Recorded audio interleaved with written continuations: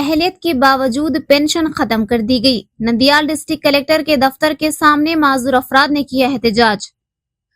معذوروں نے کلکٹر کے دفتر کے سامنے دھرنا دے کر نندیال ضلع کلکٹر سے اپنی شکایت کا اظہار کیا کہ وہ کئی سالوں سے پینشن وصول کر رہے ہیں، لیکن تمام اہلیت ہونے کے باوجود انہیں کرنٹ ویریفیکیشن میں روک دیا گیا۔